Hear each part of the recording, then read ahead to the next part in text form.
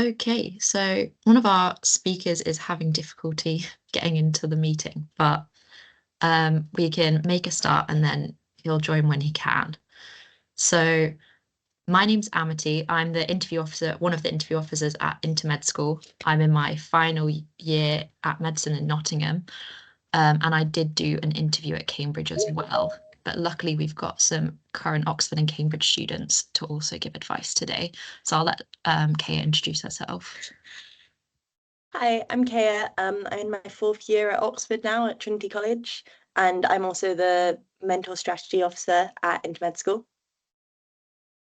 Amazing. So we should hopefully have Tom joining soon as well, who's at Cambridge, and he'll join when he can, but we'll start going through anyway.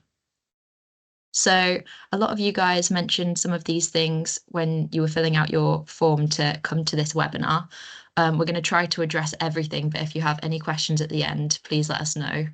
In the meantime, if we just keep cameras and mics off just to make it easier on the bandwidth. But yeah, we'll hopefully go through interview types, how to answer, and what the interview process looks like.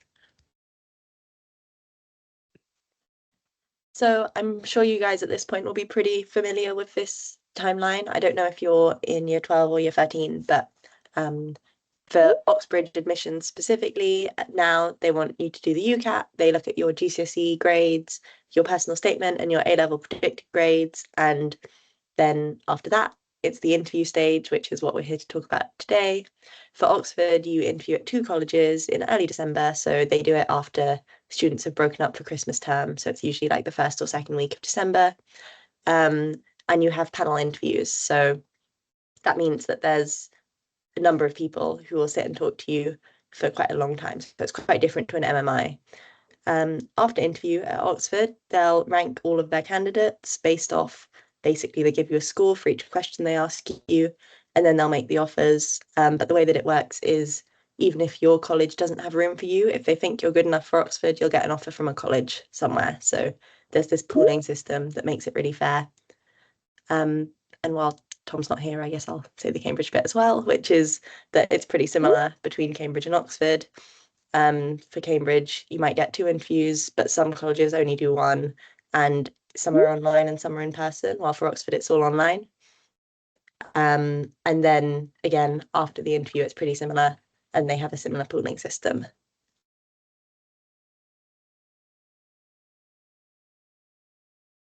So one big difference between Oxford and Cambridge with this stuff is that at Oxford, only about 1 in 3 candidates get invited to interview, and that's based on your UCAT scores and also your GCSE grades. So they usually get about 1,500 people applying and give about 500 interviews, which is different to at Cambridge, where I don't know if Tom is ready to. Oh yes, yeah. Sorry, I had some huge connection difficulties. So I tried 3 different devices before being able to join. But yeah, so at Cambridge, so yeah, I was introduced myself. So I'm Thomas, 5th year medical student. So sorry I'm late. But yeah, at Cambridge with the interviews, around 80% of applicants are invited. So I think that's a good opportunity. There's a lot more, but then I'd say that the actual interview process is sort of a bit less rigorous because they have sort of more candidates to get through. So I think at Oxford, you'll have a lot more interviews than at Cambridge, but a large proportion of applicants, yeah, get interviews. And yeah, once again, sorry I'm late, but hopefully it can run smoothly with no technical difficulties from now on. And I guess the relevance of this is that if your GCSE scores in particular or your UCAT scores aren't as competitive as you think maybe your interview will be, that might be a sign not to apply to Oxford because you won't get to an interview, get the chance at your interview. So on the day at Oxford, colleges tend to offer 2 interviews. So you'll have 1 interview on just science. So like they'll start with something kind of relevant to your A-levels and then take it beyond the A-level syllabus. And 1 interview on clinical aspects, which sort of includes why medicine, ethical questions, getting an idea of if you know what it means to be a doctor. So these are all online at the moment. And like I said, you have a panel. So for me, I had 4 people, of which 1 was a doctor and 3 were scientists, and they're all tutors at the college. So they're the ones who will be teaching you day in, day out if you get a place. And these interviews last between half an hour, 45 minutes. It varies a little bit from college to college. And yeah, Cambridge, very similar. So college will offer you 2 interviews, again, one on science, one on clinical aspects. And then it's important to check with your college whether it's going to be online or in person. Maybe that would be a factor in which one you wanted to apply to as well, because I think there's a small handful that have them in person now. And then yeah, panel of college tutors, so at least one clinical doctor, and sort of similar. So you have a science-based one where you might be asked to draw graphs or talk about something in your A levels, and I think there's some examples later on in the PowerPoint to cover that. And then the sort of more personal one, which is around your personal statement. But I'd say, in my experience, it's not so much about like questions you'll get at other places, which will be like why medicine, all of these things. They sort of ask you sort of personality questions. So talk to me about a time where you've had to use leadership skills, or talk to me about a time where you've had difficulties and you had to put a team together, or something along those lines. So it might be slightly different to the other interviews and the personal questions you get in that sense, but it's just good to prepare for all, I think, as well.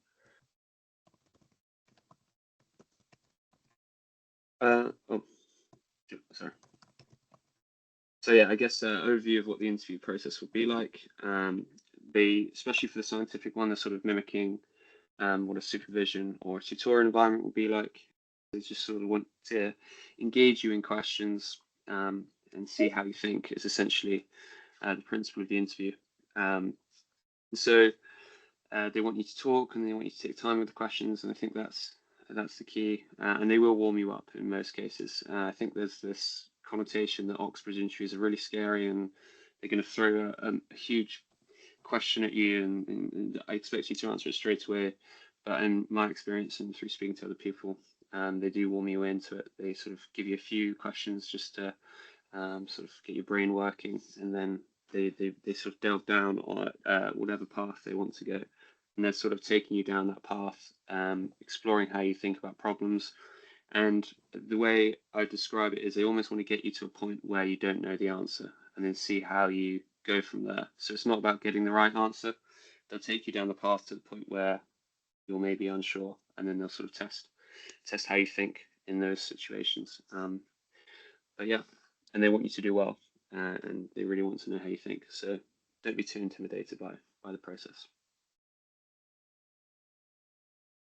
So I think one of the things people like you should definitely think about before you go into your interview is, what are they looking for? What are you trying to show them to impress them at this interview? And really, at the end of the day, they're using these interviews to determine who is going to be a good doctor in the future.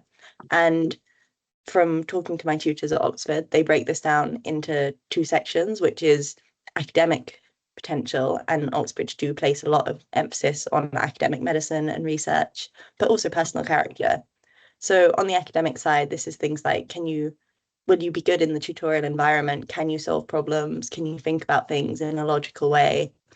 But also, are you interested? Like, are you going to enjoy having 3 years of this pretty difficult science, which is really fun if you like it, but obviously if you're not interested, they don't want to be teaching you. And from a personal character side, communication is completely key. Can you get your ideas across in a clear way? But also those GMC characteristics that you should all be really familiar with now, things like empathy, honesty, all of that.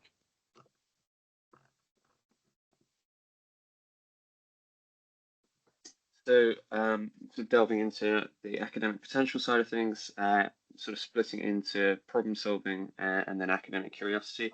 So, with problem solving, that's sort of what they'll test at the interview. As I said, they'll take you to a point where you perhaps are struggling with a concept or you're not 100% sure, and then they want to see how your brain works in that moment. So, don't worry about getting it completely correct. And most people I spoke to when I sort of was in Freshers Week and things, that everyone thought they had failed their interview. And so it's completely normal to walk out thinking, oh, I didn't know the answers. I felt really stressed, but it's testing how you solve problems. How do you solve an equation, or how do you sort of look at a graph when you're not sure on the answer? And so that's sort of the point that they want to get you to. And then academic curiosity, again, that's stuff that you've mentioned in your personal statement, and sort of reading around, sort of the reading you do of books or online articles, whatever. And yeah, try and be as authentic as possible with the academic curiosity. Read things you're actually interested in, because you'll then be able to talk about them at interview with showing genuine interest. And I think you'd be surprised with how often, or how the interviewers interview so many people. They know when someone's sort of has just read something for the sake of it, and so that's, I think, an important consideration.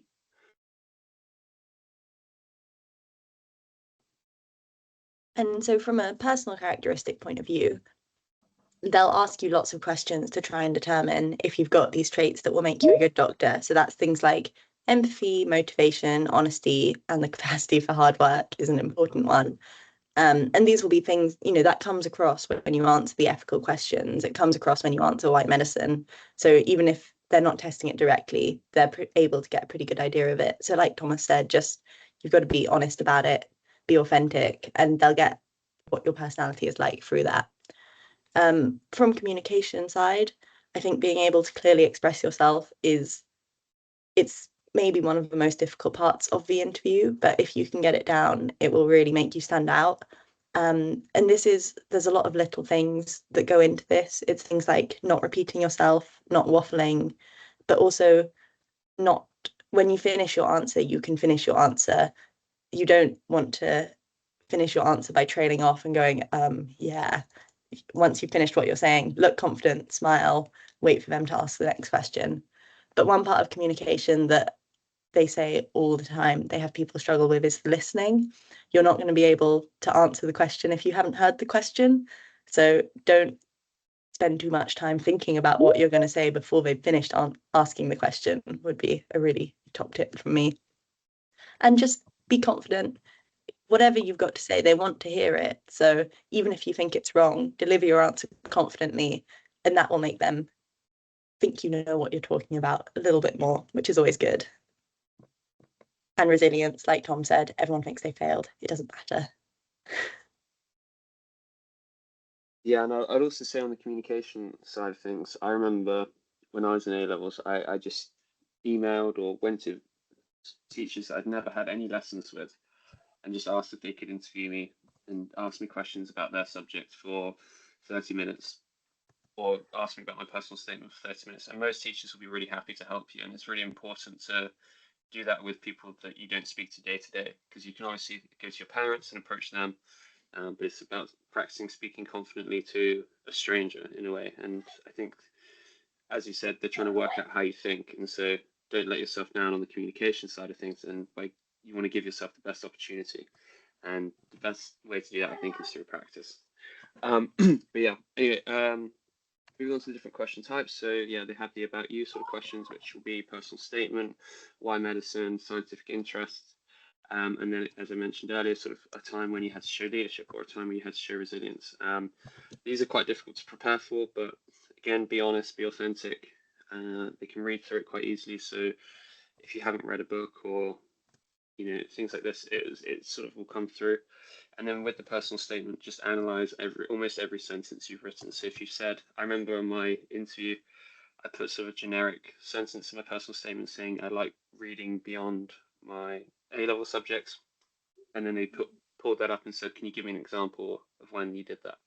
So it'd probably be good to get a pen out and just think, right, what question could they ask me about this on my personal statement, and then yeah, you'll be best prepared if you do that. And then the ethics questions, I think both me and Amity were saying earlier that we didn't have too many ethics questions at Cambridge, but again, that'll be sort of college dependent. So it's important to prep, and you'll be doing that preparation for other clinical schools anyway. So yeah, but that.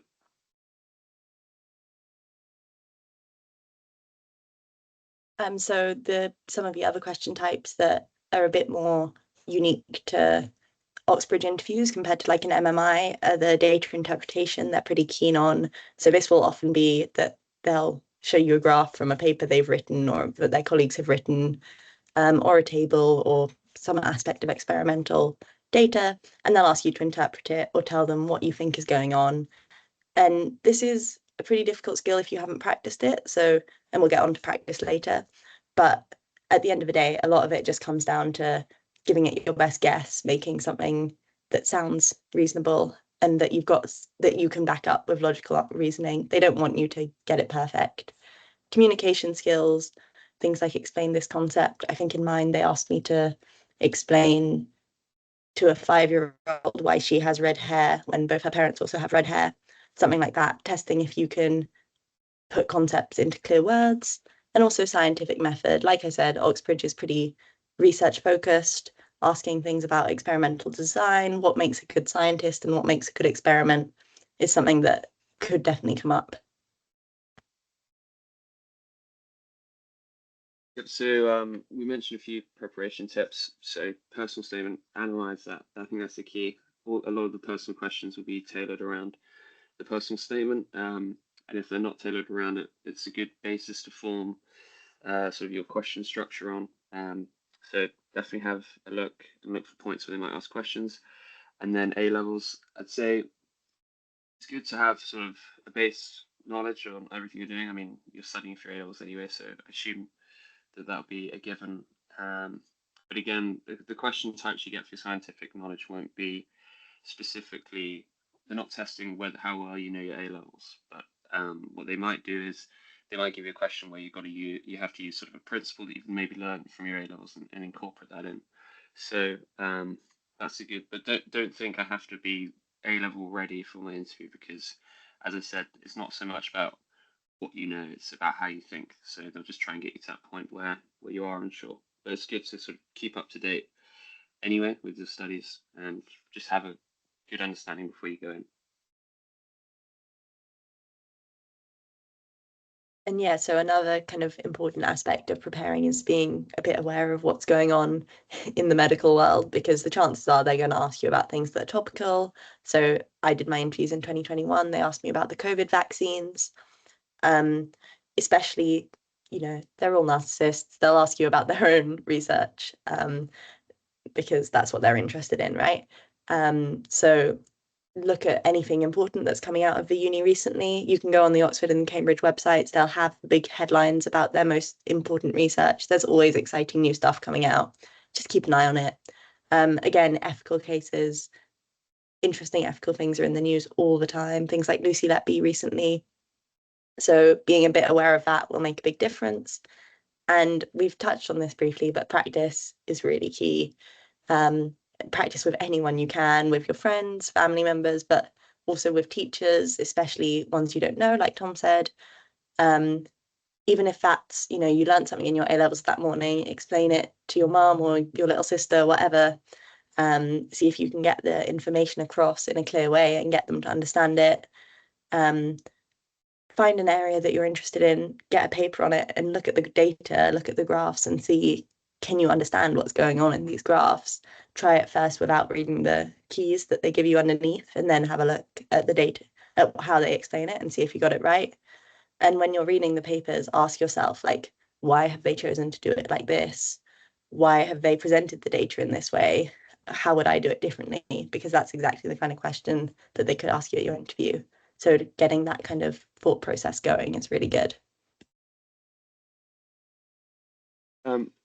Sorry, Amicy, do you mind if I just quickly jump in? I'll just say back on the last slide is sort of briefly mentioned their own research, and I think it's important to look at who's interviewing you and seeing what they teach. So if they teach homeostasis, you can expect a question on homeostasis, so it might be worth just having a quick read around. So I had someone who taught human reproduction and someone who taught homeostasis, and both those interview questions were tailored around that subject. So have a quick look at what they study. You don't need to know it in insane detail, but it might then mean that when you're practicing a specific question, you'll try and find a question that is tailored to their field of research. And also just use like ChatGPT, put in if they study, surfactant on the lungs, just put into ChatGPT, can you give me an example Oxbridge interview question on surfactant or something like that?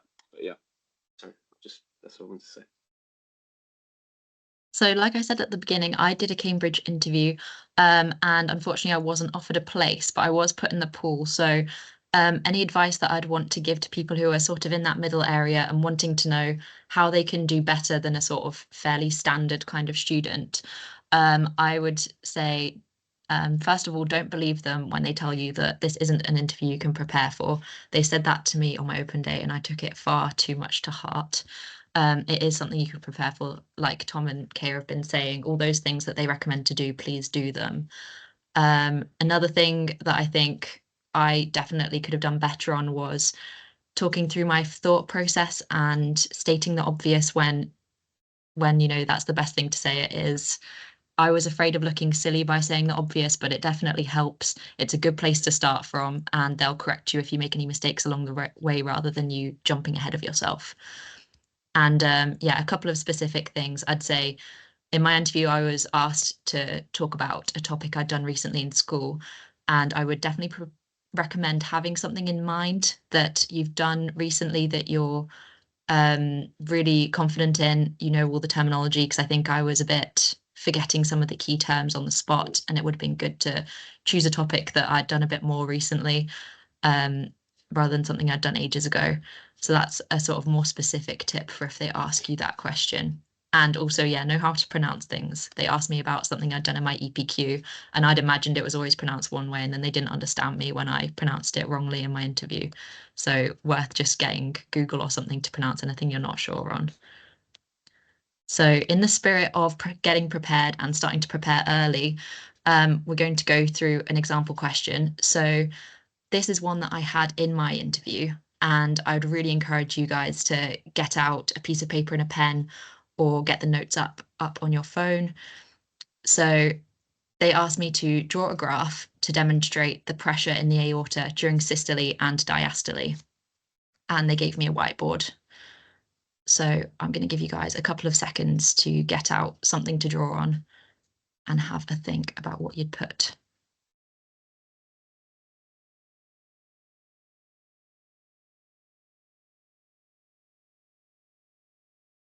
So with all of the questions in your interview, you want to start from first principles. You want a good place to start is drawing your axes, thinking about what you're going to put on them.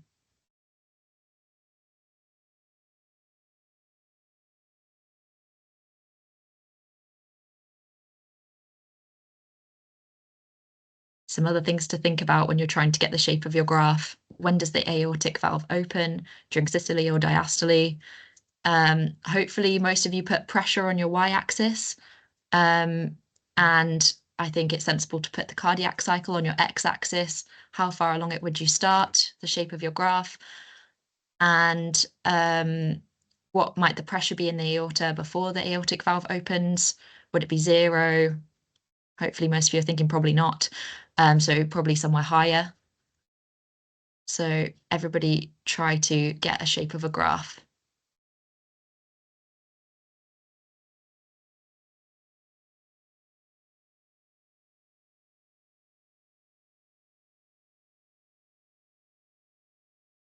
And yeah, think about how the shape of your graph might change as you enter diastole. So here's a picture of what hopefully you might have come up with so far. If you've got something wildly different, then the interviewers will ask you questions to try and guide you in the right direction. Or are you sure that the pressure maybe increase quicker at the beginning of systole than it does sort of halfway through? They might ask you questions just to try and guide you to the right shape of the graph if you're completely wildly off. So this is roughly the shape that I put similar to in my interview. And then once I'd done that, they asked me, what if we told you that there's a small increase in pressure as diastole begins? What could be the cause of that? And can you add that to your drawing? So I'll give you all a moment to have a go and have a think.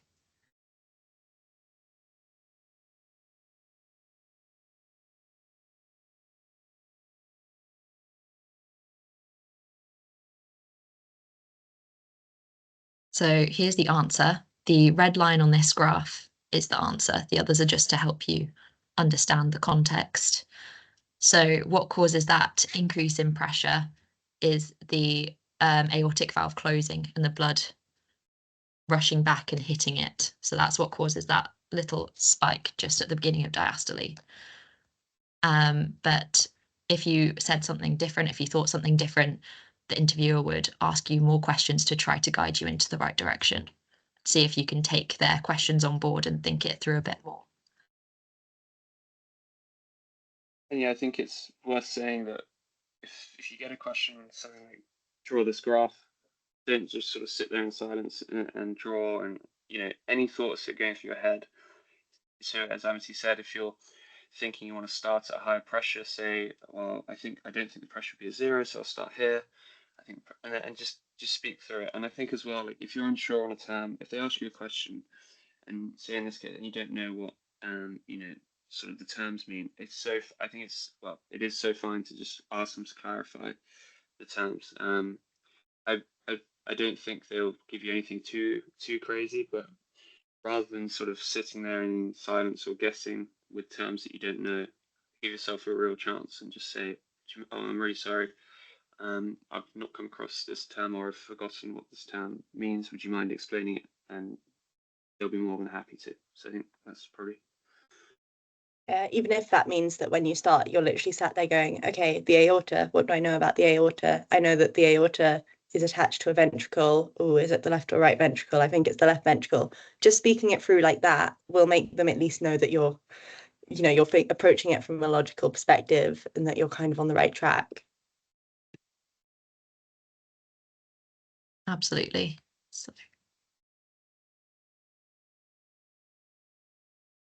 So one element that was quite important in my Oxford interviews is the ethics questions.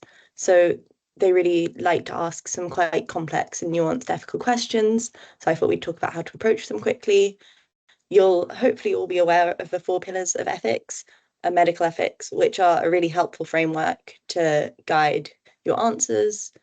As a general rule, when they give you the question, kind of break it down into its key components. Think, what's the most important information they've told me in this question?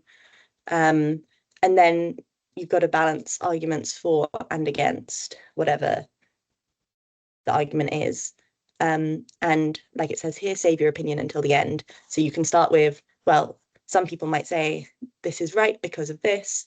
Some people will say it's wrong because of this, but do always end it with, I personally think from my point of view that it's this, because that's, well, you've got to come down on one side. It's no good just giving a balanced argument and then leaving it balanced. Consider as many perspectives as you can. It's really important. Try and approach it from as nuanced a viewpoint as you can, because these things are always more complicated than a right or a wrong answer. And use common sense. Don't get too caught up in your ethical frameworks and end up saying things that just clearly aren't true, because it's quite easily done. That definitely happened to me in my interview, where I was sort of overthinking it way too much, and then they were like, and think of who will be most severely affected by a change. So I think what this is trying to say is think about the impact of it at every level. Say if they're asking you an ethical question on organ donation, think of it at the level of the person who is donating their organs, but also think about the family of the person. Think about society. Think about the people waiting for the organ transplant, because these things are always more complicated than just at one level. So I think this could be summed up as, these questions are complicated, so try and just approach them with as nuanced a viewpoint as you can. So some example ethics questions that we've got here. I mean, you can read through these. They're all exactly the kind of thing that they might ask you. They're often, a tactic that they quite like to approach is to start with something that's a bit more straightforward and then take your argument and make it a bit more extreme. So you might say, should the NHS fund treatments for conditions caused by personal lifestyle choices, such as smoking or obesity, you might kind of give your balanced argument and come down on the side of no, we shouldn't. And then they'll say, okay, so should you not treat a person who's attempted suicide based on your logic, that kind of thing. So they'll start with your answer and really push the boundaries of your logic by making it more and more extreme. And it's completely okay to say, no, it's more nuanced than that. My logic applies in the first scenario, but not the second. And you'll get these slides if you fill in the feedback, so you can have a look at those questions. Yeah, I was just going to say as well on that sense, don't be too aggressive in your answer as well. They're going to try and push you and sort of engage in conversation, but don't get too heated in your debate. Stay sort of calm, explain your logic, because that might be something that would hinder your interview quite a lot. But then on data interpretation specifically, again, I think it's important to really understand. Just take a moment to understand what you're reading. And again, you can say this out loud. So when you're reading the title and the axes, say, just say what you see basically. So you're reading the title, what do you know about the title? What do you know about the axes? And yeah, so stating the obvious and then describing the data trends. Again, there's a key tip here, which is just about not using, using terms incorrectly, because that may hinder you quite a bit. So just sort of stick with the basics, explain the trends, and then sort of what you can interpret from the data essentially. So what can we learn from this data? If it's a population graph, what do we know from the population that's been taken? And then also maybe including why the data might be limited. You probably won't get this all in one answer, but whenever you're reading graphs in preparation for the interview, think, okay, this is the data that they've given, but what are the limitations? What doesn't the data show? Because that's sometimes as important as what the data is showing. And yeah, so we've got some more example questions. These are both personal and scientific based, so they come out on the slides as well. But if we take the example here of this graph, again, you just be explaining the title, the axes, and then there's an obvious peak. And again, this, you might get the graph and go, this seems obvious, and that's fine. Just say what you see, and the examiner will take it forward from there. Essentially, don't overthink the graph questions. Just say what you see, speak out loud. Okay, so top tips. People really overthink what to wear to their interviews. It doesn't matter at the end of the day, as long as you look smart and presentable. You don't need to be in a full suit. I wore a nice jumper and some smart trousers, even though I was on a Zoom call, so I couldn't see my trousers. But being comfortable is really key. You don't want to be faffing around with your clothes or distracted. Think out loud is that's the number one top tip I would give anyone. When you're considering your answer, just tell them what you're thinking. Even if you think it's not right, you can come back to it and say, actually, I understand now that that's not the case because of this. Let them know where you're at and they'll have a much better understanding of how you think. Listen to the question, doesn't need much more explaining. Take your time. When they ask you the questions, it's completely fine to think about it for a moment before you start to answer. You don't need to rush in. And don't be afraid to get things wrong. They actually love it when people get things wrong because that gives them an excuse to see how you think and see if you can respond to their feedback and help you get on the right track, which is exactly what they want you to do in a tutorial. So sometimes they'll be more impressed by the person who gets it wrong first time, but then can correct based on the guidance that the tutors give, than by the person who just seems to know it off the bat. State the obvious, like Amity said. It's really helpful to just start from first principles. It lets them know where you're at and it helps guide your thinking. Don't rehearse answers. A lot of you will do your interviews online. I know it's tempting to have a little sticky note or something on your screen with some of your answers. Do not do this. They can tell, they won't be impressed. Be confident. You deserve to be there. I talked to my tutor on Friday about my interview. I said, what do you remember? She said, I thought you were so nervous you were going to pass out. It happens. Everyone finds these things really nerve-wracking. But at the end of the day, they're there for you. They want you to do as well as you can. They're not trying to catch you out and they're not trying to trick you. So just breathe. If you find yourself getting really nervous, it's all right to ask if you can take a second. And you do deserve to be there. So don't let the imposter syndrome freak you out. And yeah, like Tom said, enjoy the process. The interviews can be pretty fun if you don't get so nervous that you're going to pass out. So so we've got some resources and recommendations. This is sort of online resources you can use. Have a look at the BMJ. They tend to have good, like a news section, which is pretty accessible. The Medic portal, I'm sure you'll all know. Nature, again, you probably won't be able to understand all the Nature papers at the moment, but they do these little like news primers where they break down news into pretty easily understandable bits. The Med Schools Council will have all of the like what makes a good doctor, that kind of thing, what they're looking for. So I really couldn't recommend you look at that enough. I mentioned looking at the websites of the universities. This also includes the bit on the course. You need to know the structure of the course. They're not going to be impressed if they ask, are you excited? What are you going to intercalate in? And you can't show them, but you've read about their intercalated year. Make sure that you've had a good look at the course page.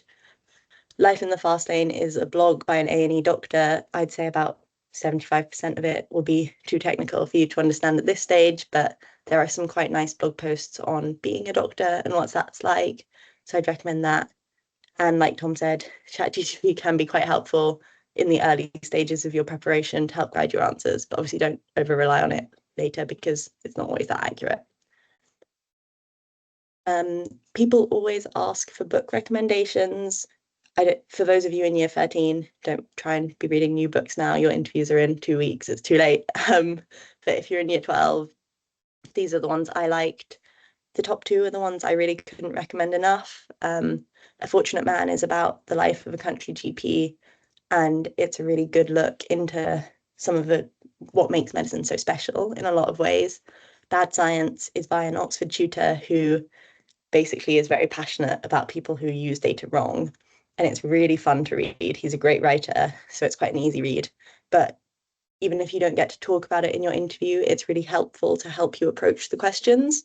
Like it will change the way you think about data and make you better at that kind of data analysis. So I couldn't recommend it enough. But at the end of the day, read what you're interested in because that's what will stick with you. So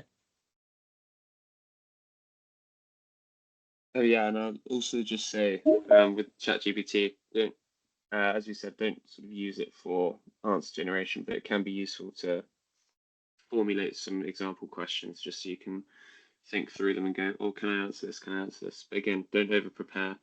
If you just sort of sound like you're regurgitating what you've practiced a million times, it doesn't seem authentic. And then this is a really important resource, which I don't think that many people know about, but if you look on college websites, so this one's at the college I'm at, and this is pretty much the interview I had, which was on surfactant.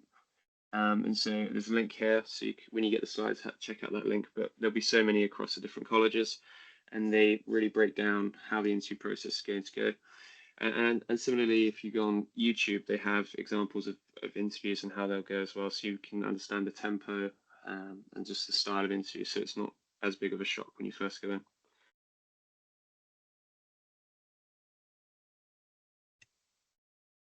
And then just some sort of more general do's and don'ts. Again, we've touched on most of these things, but it's just remembering importance of non-verbal communication. So, engaging, nodding your head. I think if it's online, an important tip is to look at the camera rather than at the screen.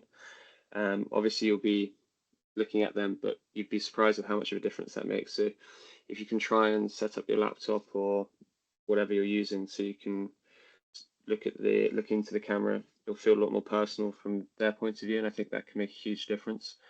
Prepare, so we've mentioned preparation in quite a lot of detail. Listening, I think it's a key tip, making sure you're listening not only to the hints they're giving, but also listening to the specific question they ask, because if you're sort of rambling on about something that's not relevant, or you're going into an answer that you've prepared that doesn't answer the actual question they're asking, that won't go down too well. And then for online interviews, have a glass of water next to you, and that can also be helpful if you need time to think about a question. You take a sip of water. And then the key one, I think, is being authentic. Again, reading things you're interested in. Not trying to sort of fit the mold, because there isn't really a mold to sort of fit. And the best chance you can give is just by being your most authentic self. As that comes from practicing communication. Again, you can also see interviews as a two-way exchange. They're trying to see whether you'd be a fit for them, but in the same way, it's sort of, you wouldn't want to be somewhere for 6 years that you didn't fit the environment. And so all medical schools are so good, and everyone ends up in the same sort of place at the end of it. So, being authentic just means it will give you not only the best chance, but it will also allow you to see whether you sort of would fit the mold. And then some key don'ts. So don't panic if you don't know the answer. Just take a breather. Say what you do know, even if that's just stating the title and the axes and what you know about those, because then they'll hint to you. Don't memorize answers. Don't rush. Don't be overconfident or arrogant. I think it's good to have confidence, but it's also important to engage with what they're saying.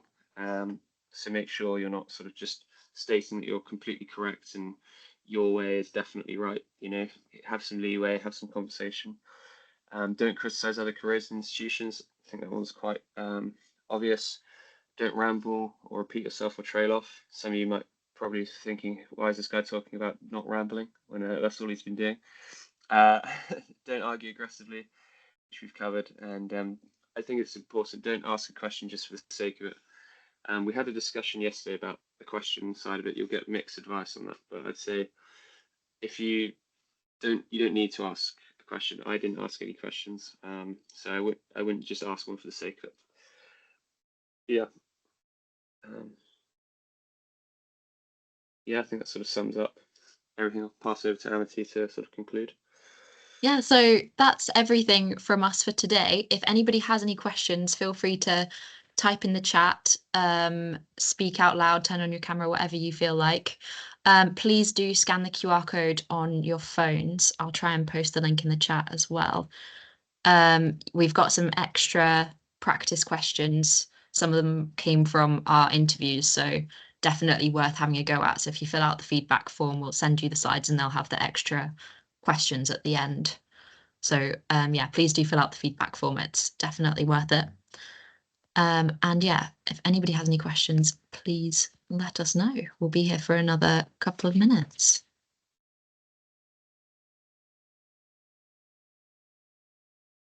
Yeah, Marco, do you want to, if you unmute and ask, that would be... Yeah, I was just wondering, how much of an impact do GCSE results have? So, and also, do Oxford and Cambridge really differentiate between a grade 8 or a grade 9, for example?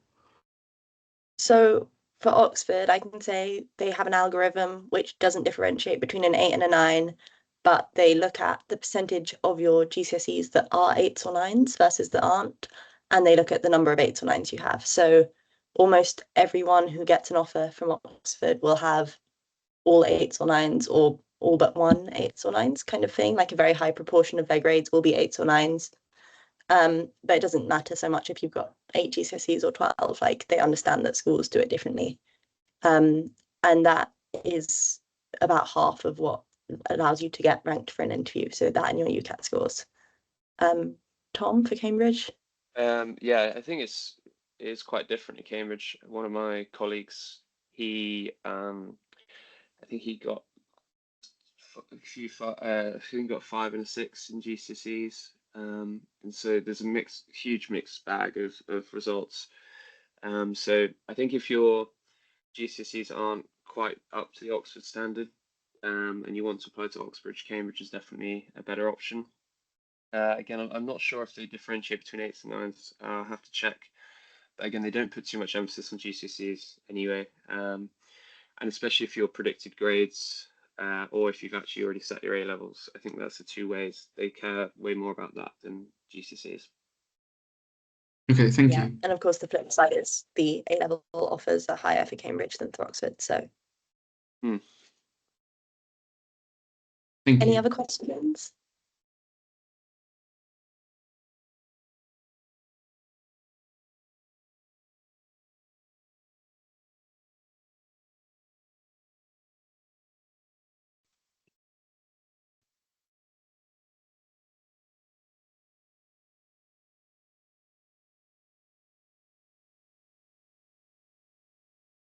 Yeah, Anefra?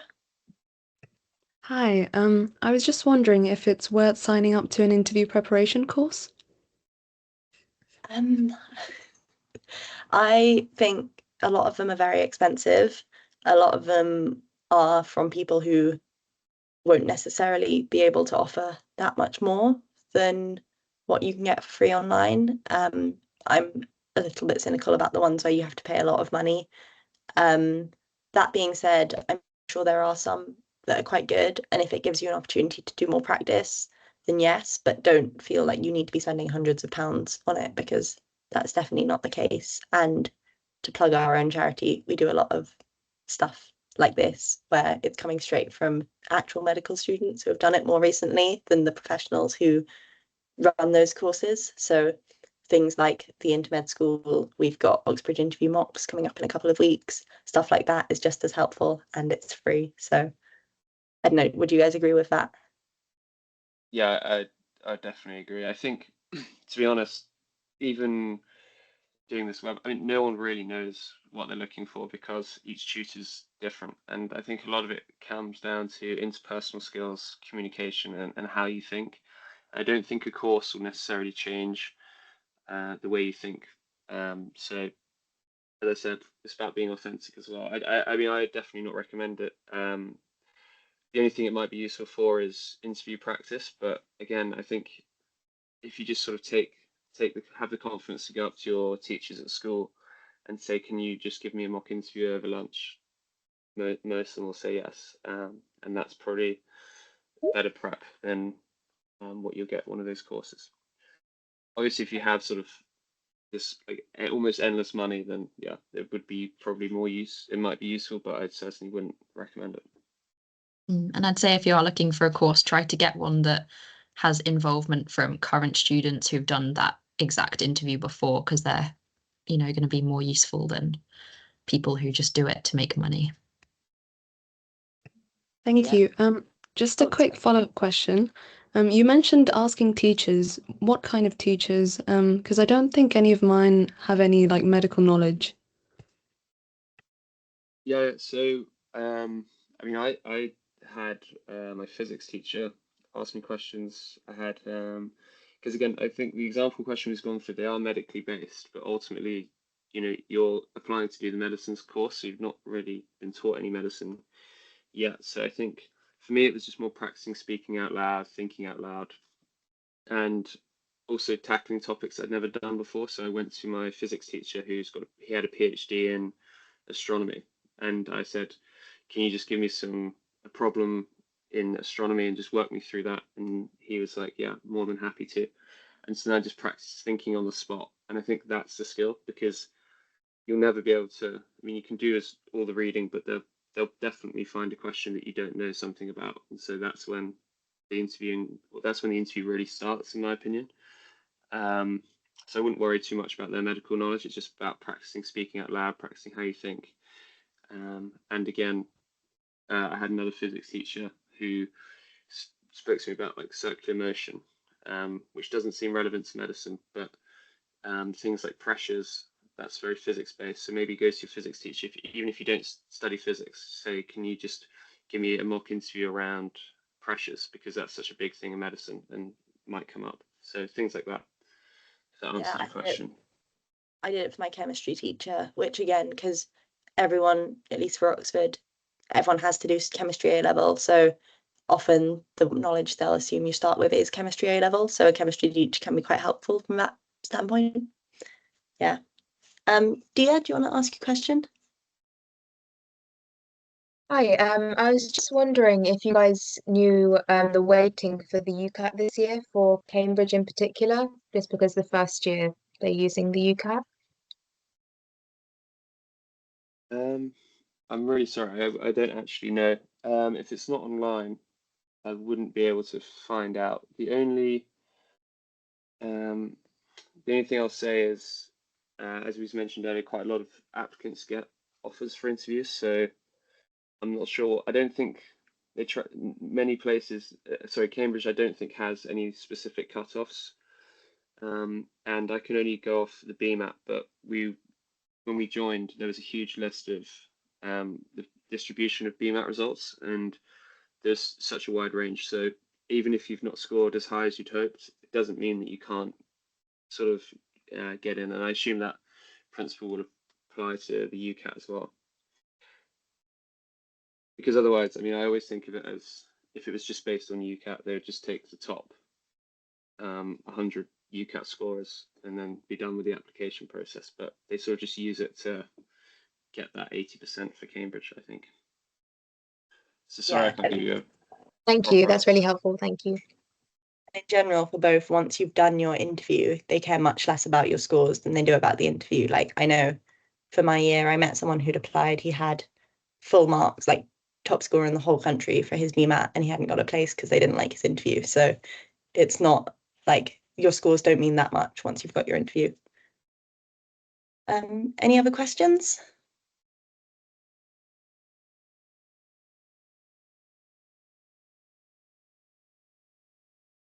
Oscar? Hi, yeah. Were any of you asked anything in detail about any of the books that you read or like put in your personal statement?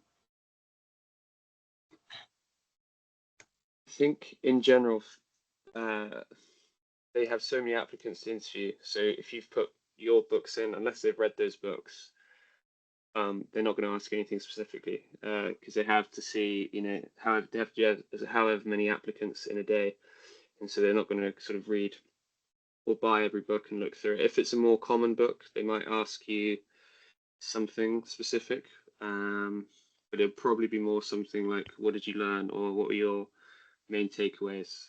So I'd say if you've read a book, just almost be able to have a summary of what you read, what you learned, just so you can speak about it confidently. But I don't know, I'd be surprised if they said something specific. Yeah, I think I didn't put a book in my personal statement. I put that I'd done a project on CAR T cells, and what they asked was, it was a neuroscientist, and she said, "Oh, I don't know anything about CAR T cells. Can you explain them to me from completely basics?"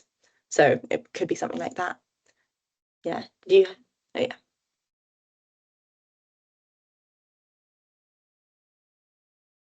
Great. Is that anyone else?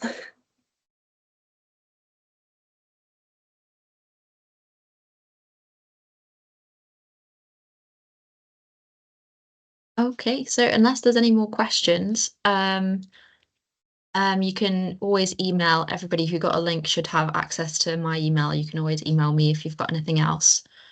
And the recording will be available on Intermed School's YouTube account as well if you want to look back at anything.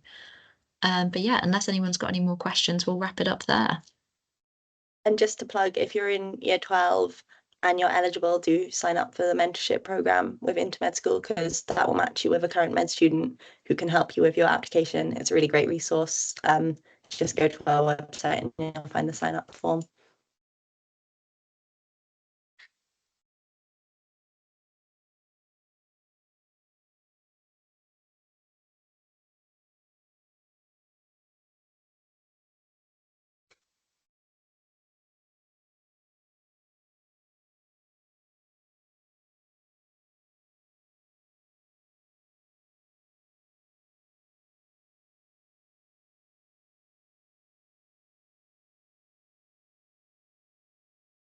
Bramina, did you have a question, or is that? Yeah, I was just wondering when you guys started preparing for your interviews in terms of asking your teachers to test you out and looking over your personal statement. Good question. Do you guys remember when you? I think I started just in year 13. I didn't I don't know, you can start as early as you like. It won't do too much harm, but I mean, you've also got your A levels to do, so you know, I did sort of general interview prep, but I don't know. I think if you start at this over summer, maybe that'd be my recommendation. Yeah, Lightly, and then build up. So no, I think I started like a week or two before, and I would definitely not recommend that. I think you should start preparing a bit earlier than that. I think summer is a good place to start. Yeah, don't wait until you're invited to interview, because they only give you like a week or two's notice. Yeah, I'd say once you've done your UCAT, that's when you can start thinking about it like in little small doses, because it's much better to do it little and often over a long period of time and try and cram it.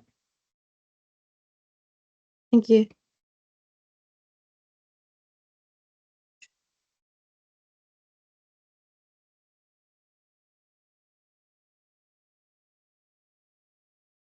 Yeah, well, thank you everyone.